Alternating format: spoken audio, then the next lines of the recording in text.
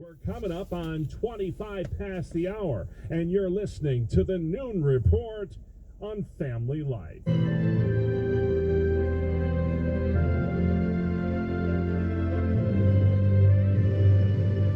This is Faith Under Fire. Each Thursday on Family Life, we give voice to religious battlegrounds in this nation. I'm your host, Tracy Lynn. With us today, Tim LaCroix, pastor at New Life Presbyterian Church in Ithaca, New York. I was the chair of the Presbyterian Church in America's committee to produce a study on domestic abuse and sexual assault. It gives a theological understanding of abuse and then practical ways to both prevent, recognize, and respond to abuse. I'm an abuse victim, so I brought to the committee someone who has experienced abuse in my life. Thank you again for talking to me about this topic, especially when it could potentially bring up old wounds for you. I appreciate you saying that, and I'm sort of used to talking about it, and it's actually a part of trauma therapy to be able to, in some sense, talk about what happened to you, and that way you can heal from it. What are some warning signs of domestic violence? For a child, you're looking for behaviors that are different behaviors.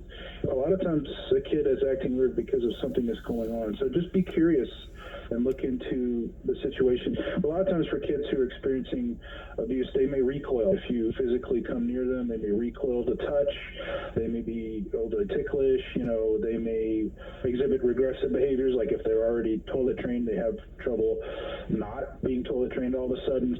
And I would just say for an adult, you're looking for obvious things, bruises, but you're also looking for a domestic partner or spouse who may be overly controlling or someone who doesn't get out a lot. Trust your gut. That's the person. Are you doing okay? And just see what happens. Yeah, good point. Tim, what would you say are some specific red flags that could be warning signs that a person or partner is prone to violence? This comes from Diane Langberg. She's treated trauma victims for 30 years. One of the things that she talks about is all abuse is psychological and emotional. The red flags are someone who is controlling, to basically control another person or manipulate another person with emotions, with money, with guilt, with shame. Those can be red flags. You mentioned already about isolating. Yeah, that's right. Basically, they want to make it so that nobody catches their abuse. And if you meet an abusive person, most of the time, you don't recognize it. And a lot of folks will say, that's a very charismatic person, a very caring person, because they don't show it to those whom they aren't abusing.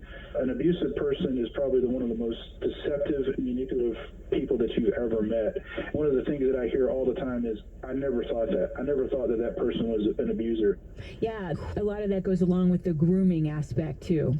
Absolutely. They may be leaders in the church. They may be elders in the church. And so I'm saddened, but I'm never surprised when I hear that someone is an abuser. Our theology of sin leads us to that conclusion because we believe that sin is comprehensive. And so the fall has affected some people. Their evil is that they're very good at this.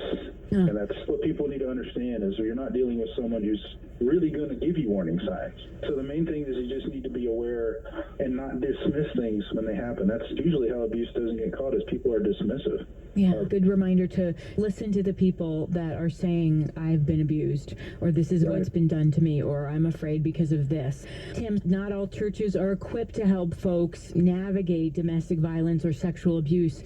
What insights do you have on whether churches can handle this on their own internally, or if they need to get outside help? Well, one of the things that we advise in our report is that you do need to get outside help. If it is a case of abuse of a child, you are required in almost every state in this country to report it to the authorities. And Romans 13 actually compels Christians to go and report it to the authorities and not ever try to handle it internally. But if you have another kind of abuse that involves an adult, we advise that you do get outside help. Many times the issues are very complex. You need to get someone who knows what they're doing, who has experience with it in training. And the other is you have people inside of a system. It's very hard for them to separate themselves and report. And church leaders and those who are working in ministry to know your state's mandatory reporting laws. They are different in every state. And you can go to just about any Secretary of State website and find out what those are. That's Pastor Tim LaCroix. I'm Tracy Lynn, Family Life News. Thank Thank you very much, Tracy. Great information there. The name of the program, Faith Under Fire, comes your way every Thursday during the Noon Report or online anytime, FamilyLife.org. Just look for the news icon on the podcast page.